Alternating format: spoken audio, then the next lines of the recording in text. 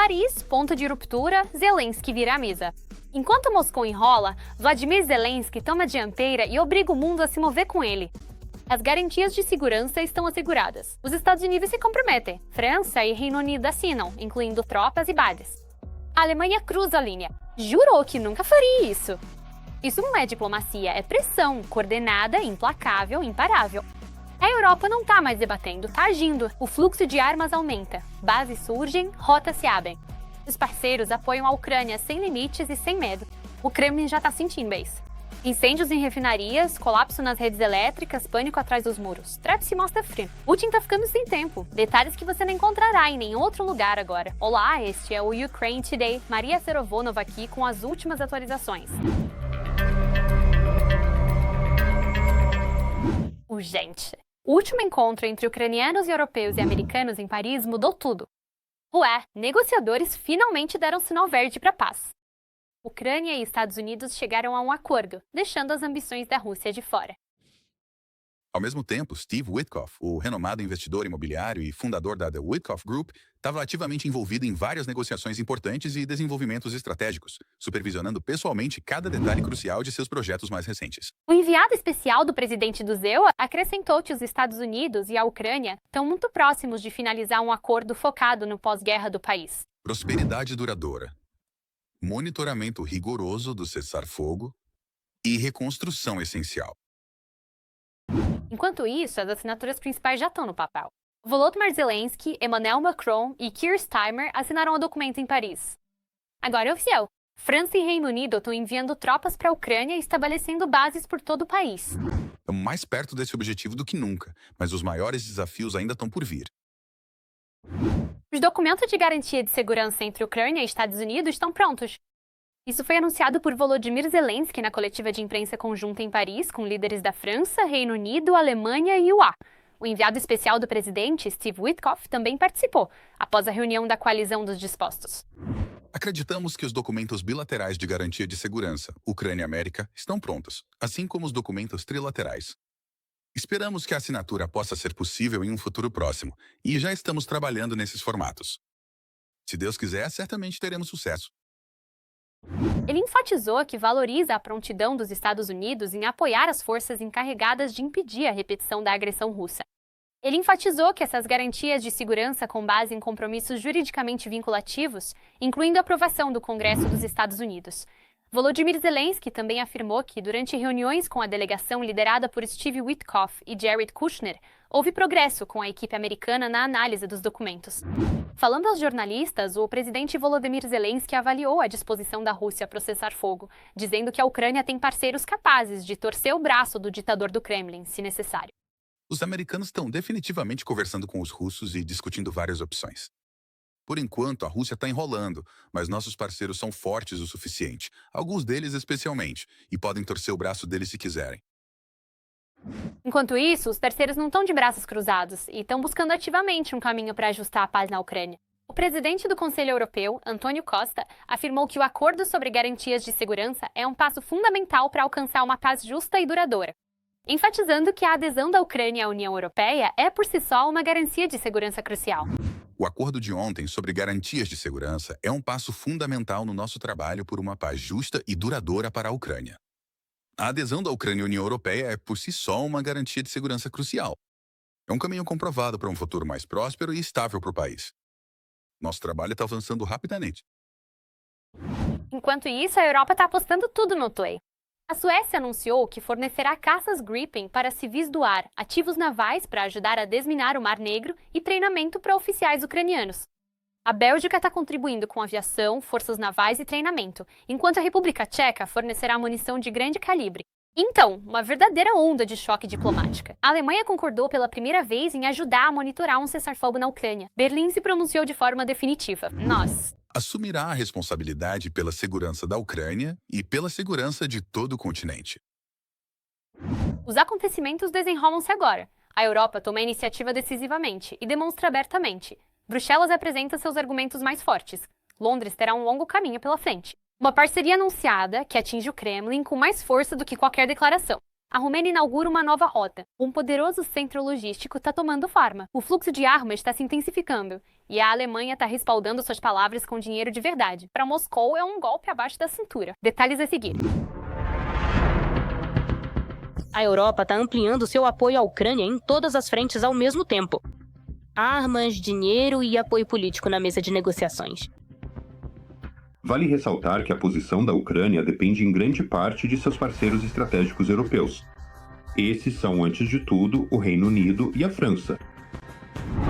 Desde o início da guerra em grande escala, o Reino Unido tem fornecido apoio crucial à Ucrânia. O Reino Unido foi o primeiro a oferecer um acordo à Ucrânia sobre cooperação técnico-militar e, além disso, estamos falando de uma cooperação de longo prazo. Em outras palavras, ficou claro que a própria existência do Estado ucraniano não estava em questão. E vale lembrar, isso aconteceu durante os combates mais intensos com a Federação Russa. A Europa também continua fortalecendo militarmente a Ucrânia. Cada vez mais países da União Europeia estão aderindo à iniciativa Pearl e adquirindo sistemas de defesa aérea, artilharia, munições e veículos blindados para a Ucrânia. Nesse exato momento, está sendo considerada ativamente a possibilidade significativa de abrir um novo, segundo e muito maior centro logístico na Romênia, que, em termos de suas impressionantes capacidades logísticas e eficiência operacional geral, sem dúvida superará o centro logístico atualmente existente na Polônia. Ao mesmo tempo, Siemens. O novo plano da Comissão Europeia prevê um apoio em grande escala à Ucrânia nos próximos 2 anos. Um papel fundamental nisso é desempenhado pela presidente da Comissão Europeia, Ursula von der Leyen. Os Estados-membros concordaram em financiar a Ucrânia por meio de empréstimos nos mercados de capitais, totalizando 90 bilhões de euros nos próximos 2 anos. É importante ressaltar que a Ucrânia só começará a pagar o empréstimo depois de receber as reparações. Até lá, os ativos russos congelados permanecerão bloqueados, e a União mantém o direito de usar os fundos disponíveis para financiar o empréstimo. A Alemanha também entende o valor de apoiar a Ucrânia, pois percebe que a segurança depende disso, inclusive dentro da própria Europa. De qualquer forma, enquanto tiver a oportunidade de expressar minha opinião, não vamos repetir os erros de 2014, que deixaram a Ucrânia mais vulnerável ao acesso russo sem garantias de segurança. Como resultado, também foi anunciada a assistência financeira para 2026. O governo alemão anunciou um aumento na assistência técnico-militar à Ucrânia para 11 bilhões, ou seja, 2,5 vezes mais. E isso é, antes de tudo, um sinal político para a Federação Russa. Isso mostra que os países ocidentais, especialmente aqueles do continente europeu, não estão cansados da guerra na Ucrânia. Além disso, quando se trata de garantias de segurança para a Ucrânia, o papel principal não é desempenhado pelos Estados Unidos, mas sim pela própria Europa. A declaração mais recente do presidente ucraniano é de que deveria ser assim. As unidades militares do Reino Unido e da França presentes no território do nosso país como garantia dessas questões de segurança, caso um possível acordo de paz seja alcançado. E isso é um sinal político claro, tanto para os Estados Unidos quanto para a Federação Russa. Agora, a chefe da Comissão Europeia, Kaja Kallas, vai formar a posição da UE sobre a Ucrânia. E ela enfatiza que qualquer acordo para encerrar a guerra deve ser discutido com a Ucrânia. Se a adesão da Ucrânia à OTAN não está mais em pauta, então precisamos analisar quais garantias de segurança são realmente concretas. Estas garantias não podem ser apenas, papéis ou promessas. Elas precisam ser, tropas reais, capacidades reais para que a Ucrânia possa se defender. É justamente graças ao apoio da Europa na mesa de negociações que a Ucrânia sente essa assistência e pode defender com confiança seus interesses diante do ZUA, quando se trata de acabar com a guerra. A posição dos parceiros europeus foi levada em consideração pelos parceiros americanos ao formar os chamados pontos do acordo de paz. A posição da Europa é levada em conta pelos Estados Unidos e, consequentemente, pela Federação Russa nos planos, e também na assistência técnico-militar adicional ao nosso país. Assim como, consequentemente, na decisão política sobre o fim da guerra na Ucrânia. Negociações, dinheiro e vontade política. Essas 3 linhas convergem em um único ponto. A Europa deixa claro que apoiar a Ucrânia é uma escolha estratégica e de longo prazo.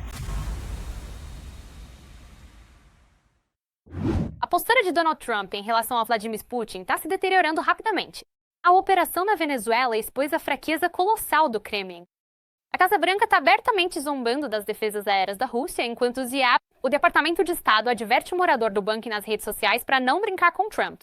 Detalhes no nosso relatório. Donald Trump está acreditando cada vez menos no que Vladimir Putin lhe diz. Aqui está a reação do presidente do Zala, a bordo do avião presidencial Air Force One. Lá, ele afirmou que não acredita que a Ucrânia tenha atacado a residência de Putin em Valdai. Eu não acredito que esse ataque tenha acontecido. Algo significativo aconteceu bem perto, mas realmente não tem nada a ver com esse assunto em particular. Quando um jornalista pediu que ele esclarecesse por que, após sua conversa telefônica com Putin, ele inicialmente acreditou nele, Trump disse que foi a primeira informação que ouviu sobre o ataque à residência. Ele disse que a casa dele tinha sido atacada. Agora que conseguimos verificar, não acreditamos que isso tenha acontecido. Trump também pretende impor novas sanções contra a Rússia se o Kremlin não fizer concessões nas negociações. O senador Lindsey Graham, que também estava a bordo do avião presidencial, durante as perguntas sobre os ataques à residência de Putin, enfatizou que a questão das sanções contra a Rússia é discutida todos os dias. Mas, por enquanto, essa informação não é para divulgação.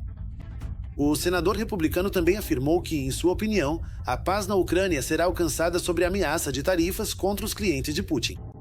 Graham está convencido de que o exemplo da Índia, que reduziu suas compras de petróleo da Rússia depois que Trump impôs tarifas, mostra que essa abordagem funciona.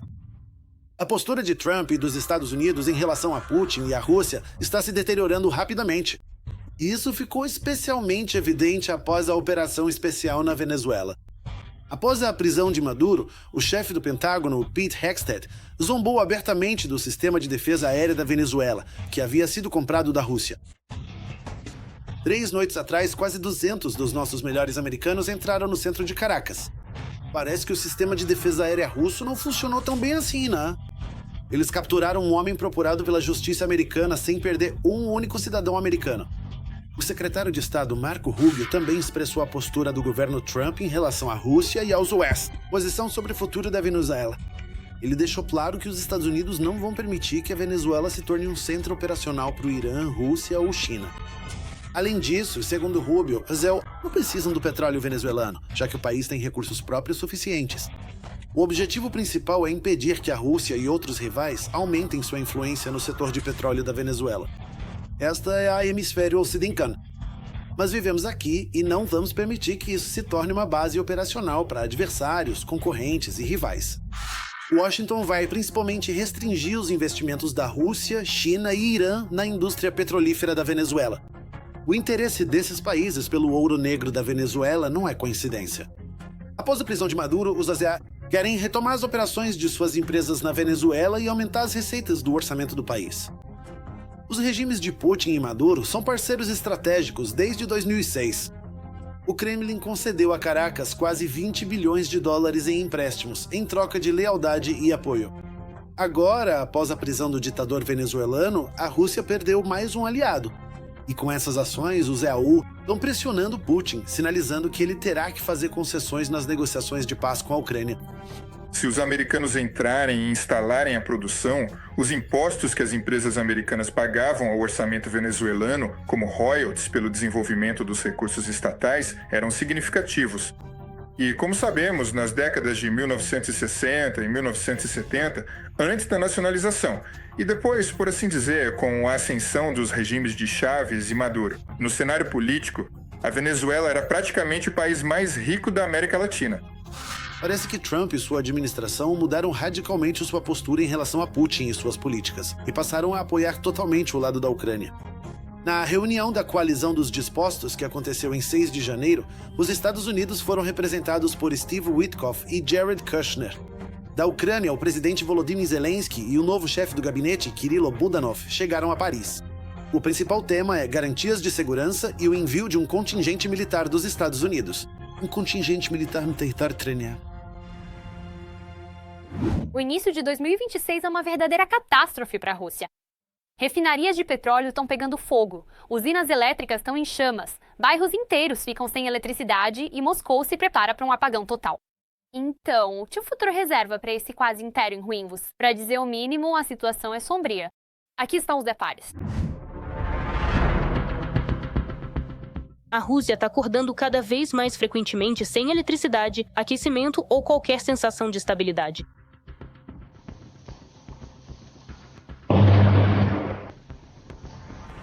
Quase todos os dias há novas greves na infraestrutura energética.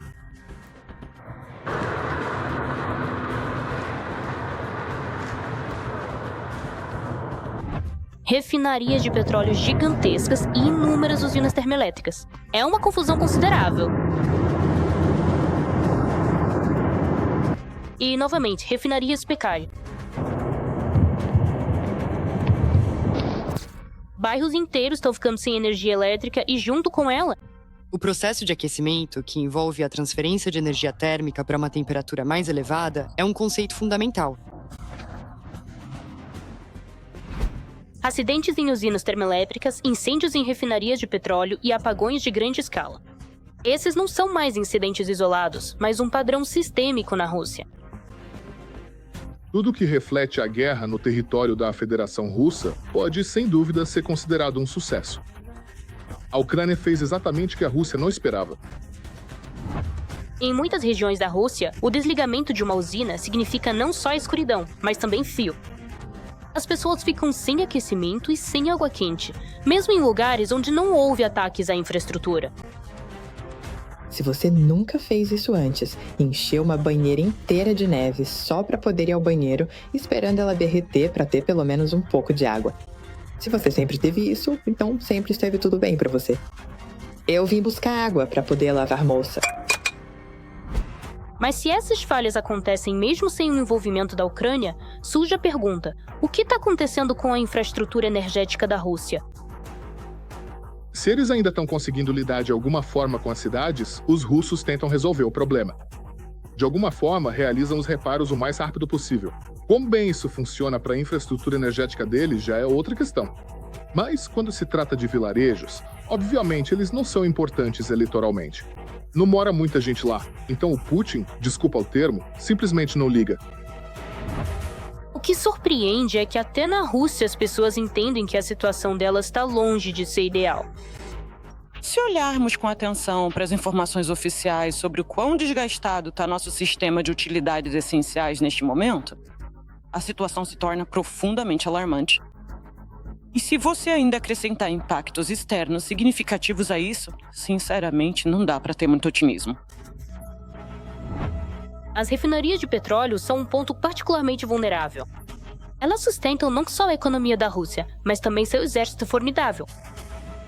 Problemas significativos frequentemente surgem tanto durante reparos essenciais em grandes refinarias de petróleo, porque esse processo específico invariavelmente exige um investimento financeiro substancial e uma grande quantidade de tempo valioso para ser concluído, além da complexa tarefa de reparar as intrincadas redes logísticas, o que muitas vezes tem um efeito profundo e de longo alcance, como um castelo de cartas. Consequentemente, quando se provoca o colapso ou a falha de um elemento crítico, todos os outros elementos interligados tendem a colapsar simultaneamente, precisamente ao mesmo tempo. Os reparos se arrastam. As reservas são insuficientes e o período de inverno apenas agrava as consequências dos acidentes.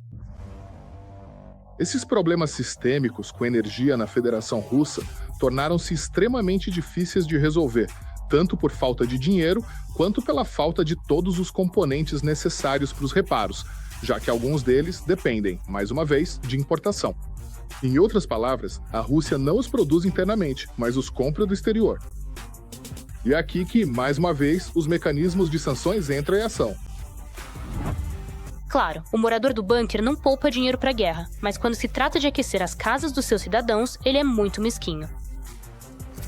Naturalmente, o nível de descontentamento está aumentando, e esse descontentamento não está mais apenas nas áreas rurais onde ocorrem apagões. Agora, essa negatividade está, na verdade, se concentrando nas grandes cidades. Uma crise energética, mesmo sem o envolvimento da Ucrânia, está se tornando uma nova realidade para os russos.